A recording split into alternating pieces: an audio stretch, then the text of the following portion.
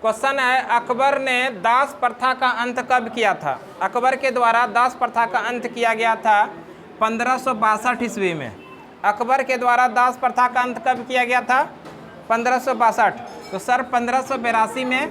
तो ध्यान रखिएगा, सम्राट अकबर के द्वारा 1582 में एक नया धर्म चलाया गया था जिसका क्या नाम है? दीन ए इलाही।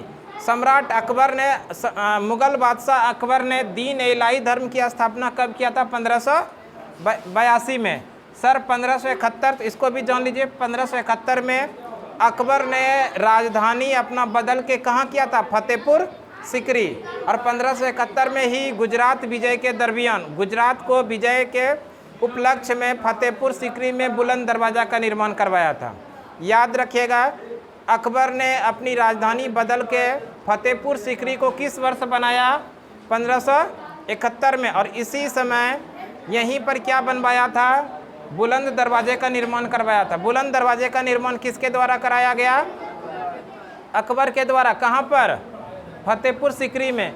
गुजरात विजय के खुशी में फतेहपुर सिकरी में अकबर ने बुलंद दरवाजा का निर्माण करवाया। कब? 1571। आप लोग से पूछा जाए, बताइए गुजरात ने, अकबर ने गुजरात विजय के बाद अपनी राजधानी कहाँ बदला था?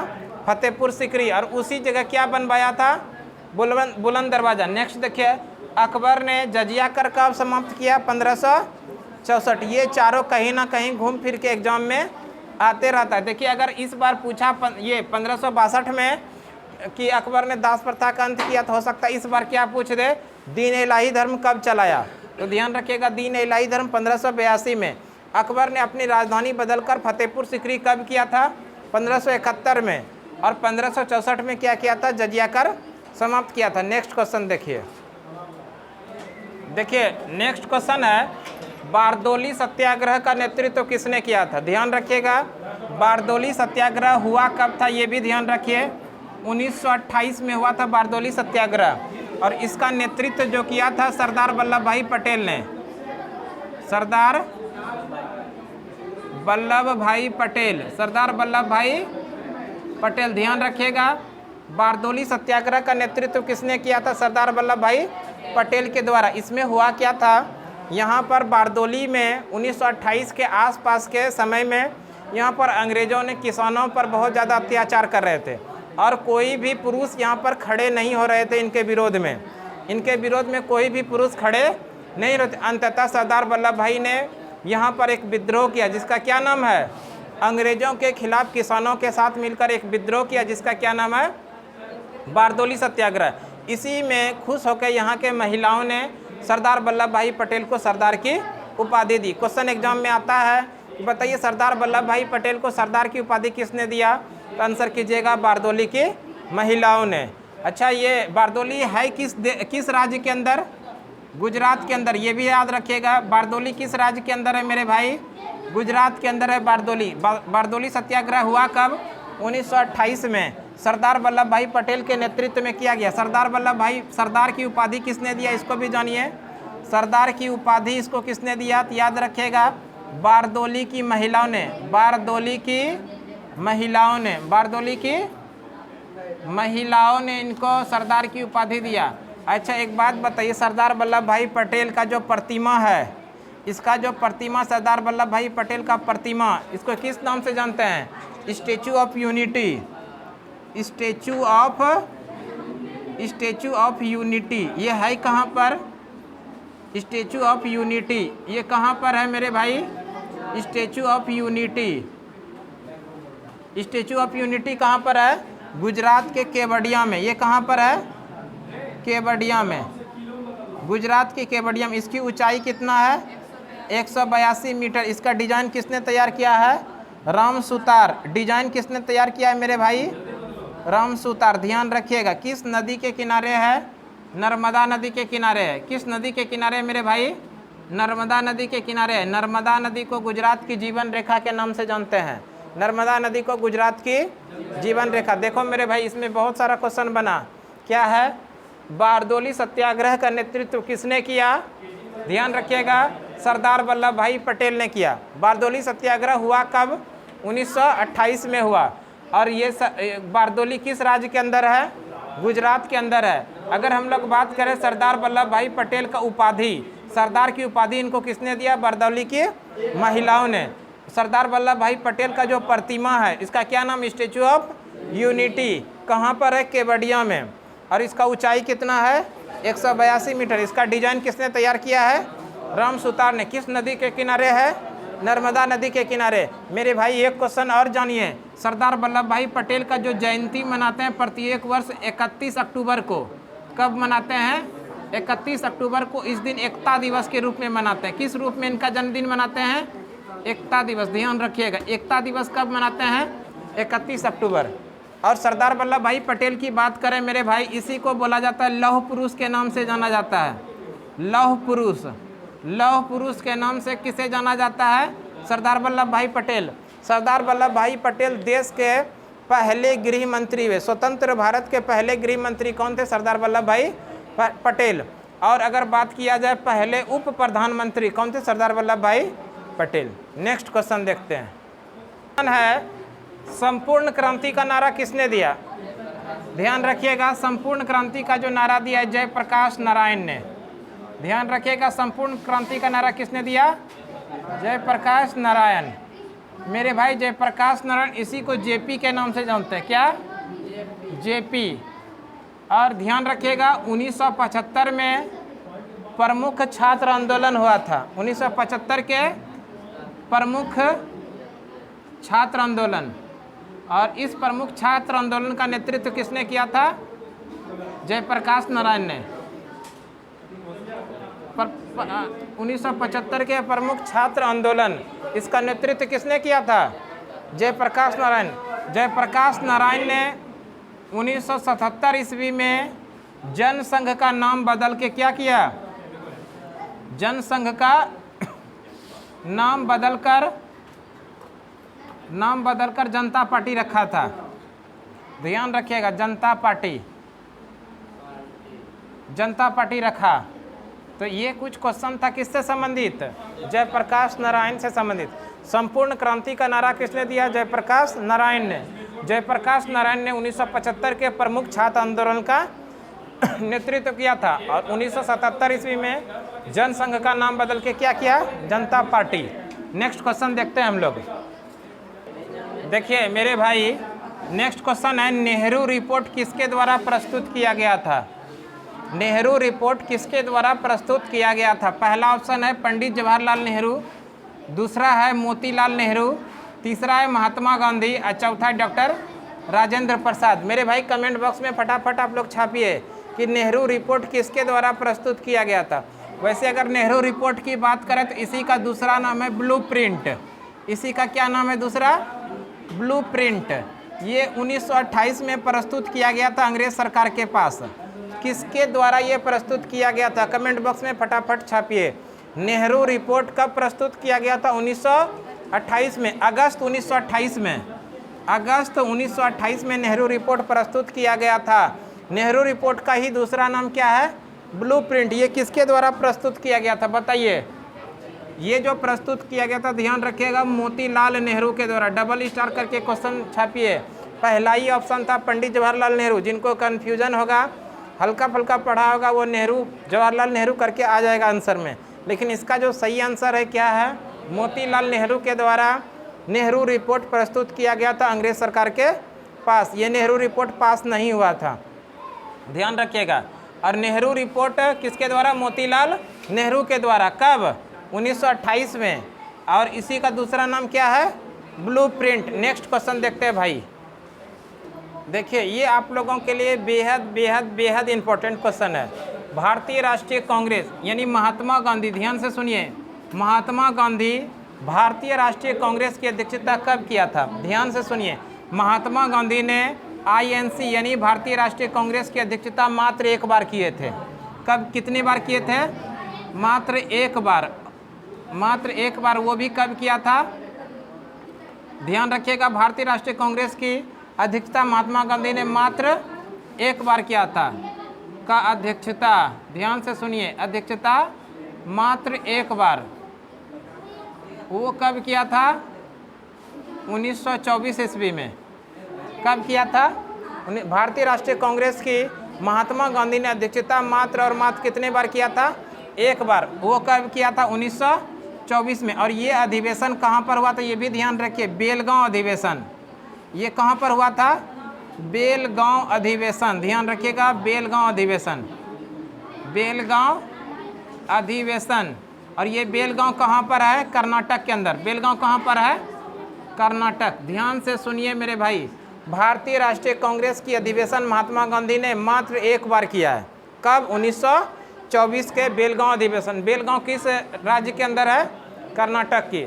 अगर हम लोग बात करें भारतीय राष्ट्रीय कांग्रेस, ये भारत का सबसे पुराना राष्ट्रीय राजनीतिक दल। 28 दिसंबर 1885 ईस्वी को इसका स्थापना होता है ह्यूम का। भारतीय राष्ट्रीय कांग्रेस का पहला विभाजन 1907 ईस्वी में हुआ था, है ना। और ये अधिवेशन हुआ था सूरत के अंदर। इस अधिवेशन की अध्यक्षता किसने किया था? रास बिहारी बोस ने। 1907 ईस्वी का जो सूरत अधिवेशन था, इस अधिवेशन में कांग्रेस दो दल में विभाजित हो गया था, गरम दल और नरम दल। इस अधिवेशन की अध्यक्षता किसने किया था? रास बिहारी बोस। और ये जो 1907 वाला कांग्रेस फूट था, फिर ये कांग्रेस गरम दल का और नरम दल का मिलन हुआ 1916 ईस्वी का लखनऊ अधिवेशन। 1916 ईस्वी के लखनऊ अधिवेशन में कांग्रेस फिर गरम दल और नरम दल का दोनों का मिलन हो गया। और इस अधिवेशन की अध्यक्षता किया था अंबिकाचरण मजूमदार ने। ठीक है। वैसे ये क्वेश्चन जो था, महात्मा गांधी भारतीय राष्ट्रीय कांग्रेस की अध्यक्षता कब किया? तो ध्यान रखिएगा, 1924 में किया। और ये कहाँ पर हुआ था? बेलगांव में। बेलगांव अधिवेशन कहाँ पर? ये बेलगांव किस राज्य के अंदर है? कर्नाटक के। नेक्स्ट क्वेश्चन देखते हैं मेरे भाई। नेक्स्ट क्वेश्चन है, बाबर की आत्मकथा का वर्णन किस पुस्तक में है? बाबर की आत्मकथा जो है, ध्यान रखिएगा, बाबरनामा। बाबरनामा। बाबर की आत्मकथा का वर्णन किस पुस्तक में है? बाबरनामा। मेरे भाई ध्यान से सुनिए, पूरे मुगल काल के इतिहास में दो ऐसे मुगल शासक हुए जिसने कि अपनी आत्मकथा खुद से लिखा है। पूरे मुगल काल के इतिहास में दो ऐसे शासक हुए जिसने कि अपनी आत्मकथा को खुद से लिखा। एक तो बाबर है, अब बाबर ने किस नाम से लिखा है? बाबरनामा। दूसरा जहांगीर। दूसरा कौन है? जहांगीर। जहांगीर का जो ऑटोबायोग्राफी है, जहांगीरनामा। क्या है? जहांगीरनामा। जहांगीरनामा। ध्यान रखिएगा, पूरे मुगल काल के इतिहास में दो ऐसे शासक हैं जिसने कि अपनी ऑटोबायोग्राफी, अपनी जीवनी को खुद से लिखा है। कौन कौन? पहला कौन है? बाबर। किस नाम से? बाबरनामा। दूसरा कौन है? जहांगीर। किस नाम से? जहांगीरनामा के नाम से। नेक्स्ट क्वेश्चन देखिए क्या क्वेश्चन है, बहिष्कृत नामक पत्रिका का प्रकाशन किसने कराया है? बहिष्कृत पत्रिका का नाम अगर आता है तो ध्यान रखिएगा, भीमराव अंबेडकर। किसने कराया है? भीमराव अंबेडकर। मेरे भाई, बहिष्कृत नामक पत्रिका का प्रकाशन किसने कराया है? भीमराव अंबेडकर। भीमराव अंबेडकर की बात आता है तो ध्यान रखिएगा, भारतीय संविधान सभा के जनक किसे कहा जाता है? भीमराव अंबेडकर को। भारतीय संविधान सभा के पिता किसे माना जाता है? भीमराव अंबेडकर को। ध्यान रखिएगा, भीमराव अंबेडकर की जयंती प्रत्येक वर्ष कब मनाते हैं? 14 अप्रैल को। ध्यान रखिएगा, भीमराव अंबेडकर का प्रत्येक वर्ष जयंती कब मनाते हैं? 14 अप्रैल को। ध्यान रखिएगा, भीमराव अंबेडकर जो है, जब भारतीय संविधान सभा का निर्माण किया जा रहा था उस समय प्रारूप समिति के अध्यक्ष बनाए गए थे। कौन? भीमराव अंबेडकर। ध्यान रखिएगा, प्रारूप समिति के अध्यक्ष, प्रारूप समिति के अध्यक्ष किसे बनाया गया था? भीमराव अंबेडकर को। प्रारूप समिति के अध्यक्ष, प्रारूप समिति के अध्यक्ष किसे बनाया गया था? भीमराव अंबेडकर को। भीमराव अंबेडकर का जो अगर हम लोग बात करें समाधि स्थल, मेरे भाई, भीमराव अंबेडकर का समाधि स्थल, भीमराव अंबेडकर का समाधि स्थल किस नाम से जाना जाता है? चैत्य भूमि। भीमराव अंबेडकर के समाधि स्थल को किस नाम से जानते हैं? चैत्य भूमि से। चैत्य भूमि। बहिष्कृत नामक पत्रिका का प्रकाशन भीमराव अंबेडकर। भीमराव अंबेडकर का जयंती प्रत्येक वर्ष कब मनाते हैं? 14 अप्रैल को। भीमराव अंबेडकर भारतीय संविधान सभा के निर्माण के समय प्रारूप समिति के अध्यक्ष बनाए गए थे। भीमराव अंबेडकर का समाधि स्थल चैत्य भूमि। नेक्स्ट क्वेश्चन देखते हैं। देखिए क्वेश्चन है मेरे भाई, भारत और पाकिस्तान के बीच कौन सी सीमा रेखा का निर्धारण किया गया? भारत और पाकिस्तान। इतना बात याद रखिए, भारत और पाकिस्तान के बीच में कौन सी सीमा रेखा का निर्धारण किया गया है? तो याद रखिएगा रेड क्लिफ रेखा। रेड क्लिफ रेखा। रेड क्लिफ रेखा किन दो देशों के बीच सीमा निर्धारण किया गया है? भारत और पाकिस्तान। रेड क्लिफ रेखा किन दो देशों को जोड़ने वाली सीमा रेखा है? भारत और पाकिस्तान। ध्यान रखिएगा, भारत और पाकिस्तान के बीच कौन सी सीमा रेखा का निर्धारण किया गया? तो ध्यान रखिएगा रेड क्लिफ सीमा रेखा। क्लियर है? अच्छा, इसके साथ में इसको भी आप लोग जान लीजिए, मैकमोहन रेखा। भारत और चीन। मैकमोहन रेखा किन दो देशों के बीच में है? भारत और चीन। मैकमोहन रेखा भारत और चीन। डूरंड रेखा बताइए। डूरंड रेखा भारत और अफगानिस्तान। भारत और अफगानिस्तान। ध्यान रखिएगा, भारत और अफगानिस्तान के बीच में सीमा रेखा कौन सी है? डूरंड रेखा। भारत और चीन के बीच में कौन सी सीमा रेखा है? मैकमोहन रेखा। भारत और पाकिस्तान के बीच में कौन सी सीमा रेखा है? रेड क्लिफ रेखा। नेक्स्ट क्वेश्चन देखिए मेरे भाई, देखिए नेक्स्ट क्वेश्चन है, भारतीय पुरातत्व विज्ञान के जनक किसे कहा जाता है? यानी भारतीय पुरातत्व का पितामह किसे कहा जाता है? ध्यान रखिएगा, सर अलेक्जेंडर कर्निघन। भारतीय पुरातत्व विज्ञान के जनक किसे कहा जाता है? Sir Alexander Kernighan. भारतीय पुरातत्व विभाग का जनक किसे कहा जाता है? Sir Alexander Kernighan. मेरे भाई अगर हम लोग बात कर ले भारतीय पुरातत्व विभाग, भारतीय पुरातत्व विभाग की स्थापना, भारतीय पुरातत्व विभाग की स्थापना 1906 ईस्वी में कब किया गया है? भारतीय पुरातत्व विभाग की स्थापना 1906 ईस्वी में।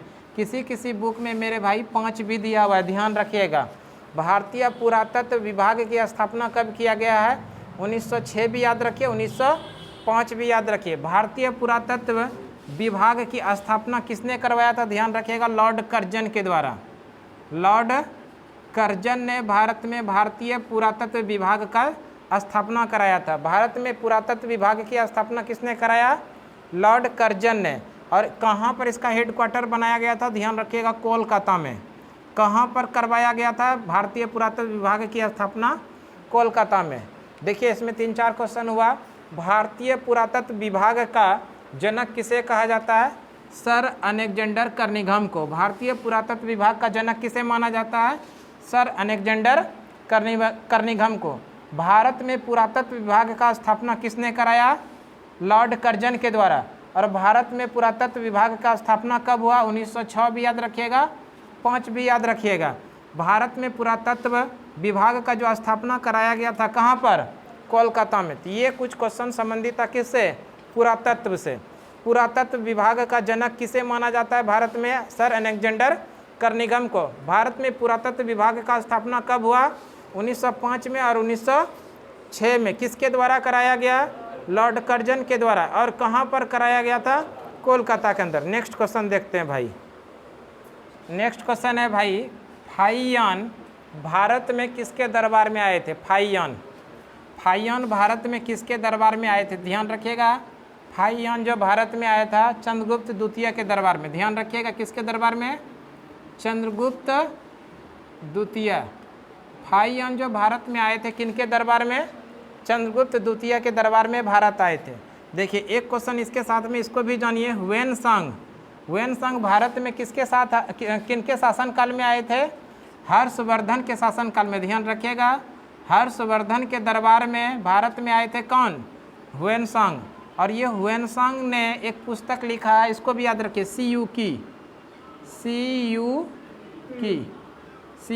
सीयूकी नामक पुस्तक की रचना किसने किया है? ह्वेनसांग ने। ह्वेनसांग किनके दरबार में भारत आए थे? हर्षवर्धन। ये हर्षवर्धन के बारे में अगर हम लोग जानना चाहें, हर्षवर्धन भारत का अंतिम हिंदू शासक कौन? हर्षवर्धन। दिल्ली का अंतिम हिंदू शासक कौन? हेमू। पूरे भारत का अंतिम हिंदू शासक कौन था? हर्षवर्धन। और दिल्ली का अंतिम हिंदू शासक कौन था? हेमू। और इसी हर्षवर्धन के शासनकाल में चीन से एक यात्री आए थे जिसका नाम क्या है? ह्वेनसांग। और ह्वेनसांग ने यहाँ पर आकर के एक प्रसिद्ध पुस्तक लिखा जिसका क्या नाम है? सीयूकी। अब देखिए ये मेगास्थनीज ये जो था, मेगास्थनीज ध्यान रखिएगा सेल्यूकस निकेटर का राजदूत था। मेगास्थनीज किसका राजदूत था? सेल्यूकस। ये भी लिख लीजिए, ये जो मेगास्थनीज थे सेल्यूकस निकेटर का राजदूत था। सेल्यूकस निकेटर का राजदूत था कौन? मेगास्थनीज। और मेगास्थनीज जो है चंद्रगुप्त मौर्य के दरबार में आए थे। किनके दरबार में? चंद्रगुप्त मौर्य के दरबार में आए थे। ध्यान रखिएगा, मेगास्थनीज किसके दरबार में भारत आए थे? चंद्रगुप्त मौर्य के दरबार में आए थे। मेगास्थनीज किसका राजदूत था? सेल्यूकस निकेटर का राजदूत था। कौन? मेगास्थनीज। और यही मेगास्थनीज किसके दरबार में भारत आए थे? चंद्रगुप्त मौर्य के दरबार में आए थे। मेगास्थनीज ने एक प्रसिद्ध पुस्तक लिखा है, क्या नाम है? इंडिका। इंडिका नामक पुस्तक की रचना किसने किया है? मेगास्थनीज। इंडिका नामक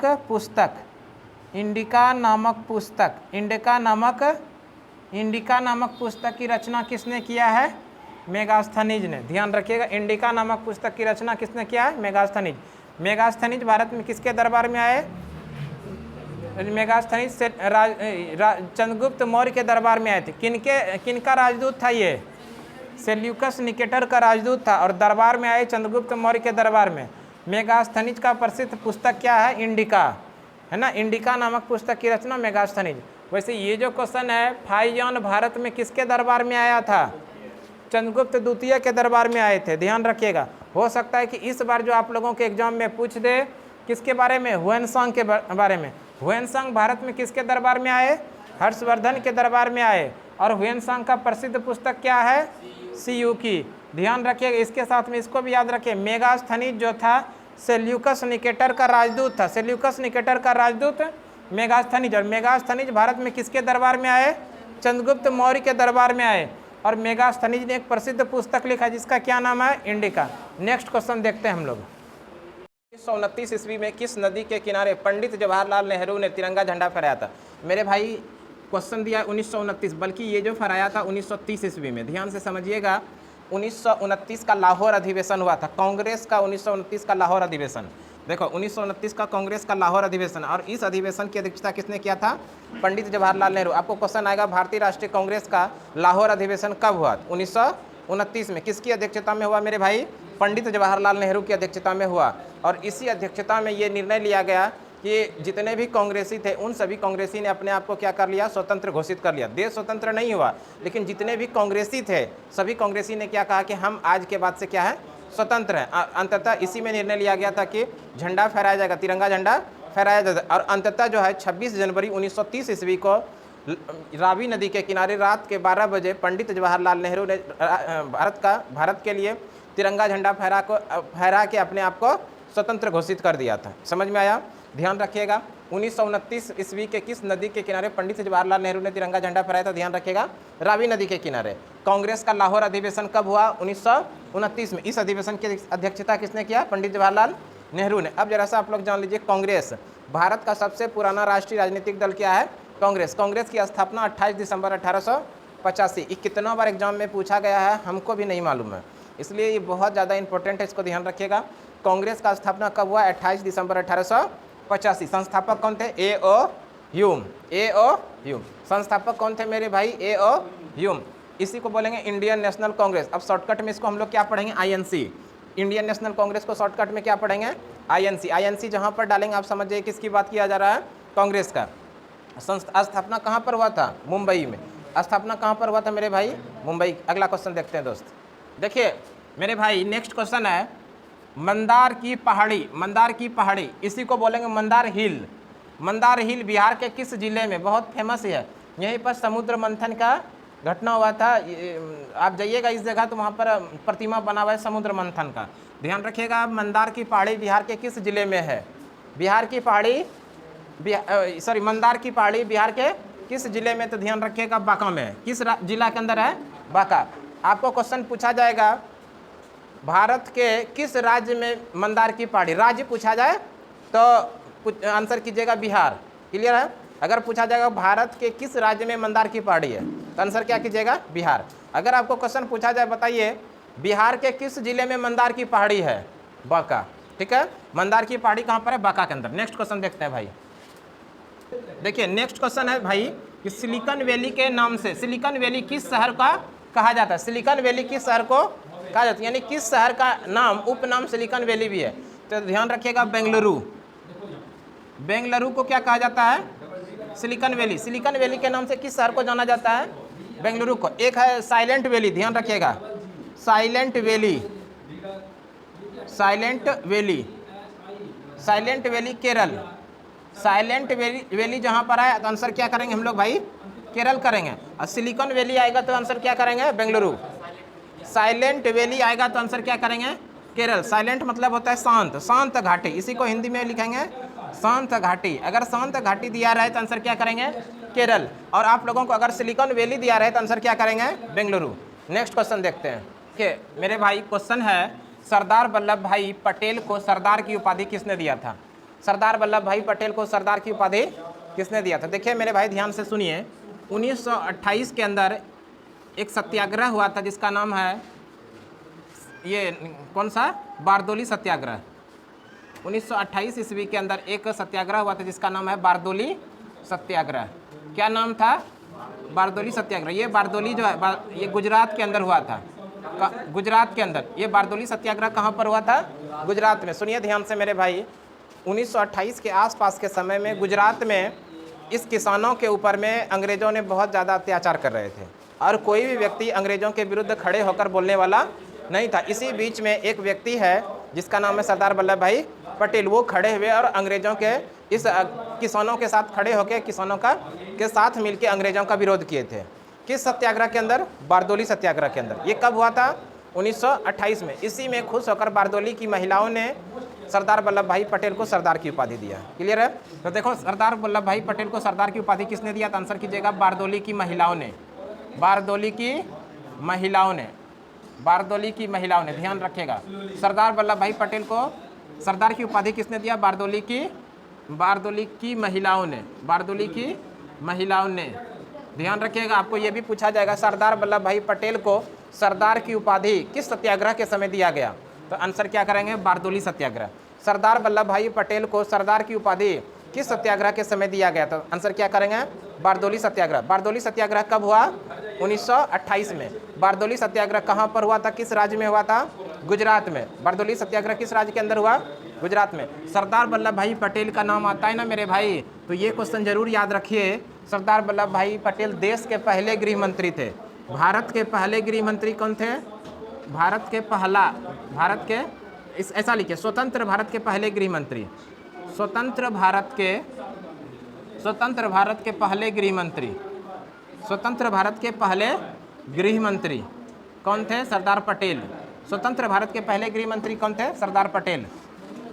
सरदार पटेल। और इसी के साथ एक क्वेश्चन और याद रखिएगा, उप प्रधानमंत्री भी थे। उप प्रधानमंत्री, स्वतंत्र भारत के पहले उप प्रधानमंत्री कौन बने थे मेरे भाई? सरदार पटेल बने थे। मेरे भाई ध्यान से सुनिए, इसी सरदार पटेल को, सरदार वल्लभ भाई पटेल को लौह पुरुष के नाम से भी जानते हैं। लौह पुरुष के नाम से किसे जानते हैं? सरदार वल्लभ भाई पटेल को। सरदार वल्लभ भाई पटेल को किस नाम से जानते हैं? लौह पुरुष के नाम से जानते हैं। ध्यान रखिएगा, लौह पुरुष के नाम से किसे जानते हैं? सरदार वल्लभ भाई पटेल। देखो, सरदार वल्लभ भाई पटेल को सरदार की उपाधि किसने दिया था? ध्यान रखिएगा, बारदोली की महिलाओं ने। बारदोली सत्याग्रह कब हुआ? 1928 में। आपको क्वेश्चन पूछा जाएगा, बारदोली सत्याग्रह का नेतृत्व किसने किया था? सरदार वल्लभ भाई पटेल ने। बारदोली सत्याग्रह किस राज्य के अंदर हुआ था? गुजरात में। स्वतंत्र भारत के पहले गृह मंत्री कौन हुए? सरदार वल्लभ भाई पटेल। और यही सरदार वल्लभ भाई पटेल उप प्रधानमंत्री भी बने। देश के पहला उप प्रधानमंत्री कौन? सरदार वल्लभ भाई पटेल। अच्छा, इसी सरदार वल्लभ भाई पटेल को लौह पुरुष के नाम से भी जानते हैं। भारत में लौह पुरुष के नाम से किस व्यक्ति को जानते हैं? किस महापुरुष को जानते हैं? सरदार वल्लभ भाई पटेल। नेक्स्ट क्वेश्चन आप देखते हैं। देखिए मेरे भाई, आप लोग से क्वेश्चन पूछा जाए, प्राथमिक क्षेत्र के अंदर क्या आता है? मेरे भाई ध्यान से सुनो, प्राथमिक क्षेत्र के अंदर क्या आता है? तो ध्यान रखिएगा, प्राथमिक क्षेत्र के अंदर कृषि आता है, पशुपालन आता है, कच्चे सामान की उपलब्धता, ये सभी किसके अंदर आता है? प्राथमिक क्षेत्र के अंदर। अगर आपसे पूछा जाए द्वितीय क्षेत्र के अंदर क्या आ गया? बड़ा उद्योग यानी कि रेल का कारखाना, सीमेंट का कारखाना, बड़ा उद्योग, फैक्ट्री जो लगाया गया है वो किसके अंदर आता है? द्वितीय क्षेत्र के अंदर। तृतीय क्षेत्र में जितना भी सेवा का मौका जो देता है, सेवा, जैसे कि डॉक्टर के पास आप जाते हैं तो वो आपको सेवा देता है, टीचर के पास जाते हैं तो वो आपको सेवा देता है, रेल एक जगह से दूसरे जगह जाने का आप सेवा देता है, डाक यानी कि कोई भी न्यूज मतलब कि किसी भी प्रकार का पत्र या फिर क्या किसी चीज़ का जानकारी लेके आपके पास पहुंचता है तो वो एक प्रकार का सेवा हुआ। संचार यानी फ़ोन से आपको अगर कोई सेवा दे रहा है तो सेवा किसी के अंदर आ जाए उससे लेना देना नहीं है। आपको हो सकता है कि पूछ दे कि बताइए रेल किस क्षेत्र के अंदर आता है, तो आंसर क्या करेंगे, तृतीय क्षेत्र। हो सकता है आपको पूछ दे डाक किस क्षेत्र के अंदर आता है, तृतीय क्षेत्र। हो सकता है आपको पूछ दे संचार किस क्षेत्र के अंदर आता है, तृतीय क्षेत्र। बड़ा उद्योग किस क्षेत्र के अंदर आता है, द्वितीय क्षेत्र। पशुपालन किस क्षेत्र के अंदर आता है, मेरे भाई ध्यान रखिएगा, हो सकता है पशुपालन के जगह आपको पूछ दे बकरी पालन किस क्षेत्र के अंदर आएगा, द्वितीय। पशुपालन के अंदर सारा आ गया, बकरी पालन, मुर्गी पालन, है ना, मत्स्य पालन, वो सारा किसके अंदर आ गया, प्राथमिक क्षेत्र के अंदर। Next question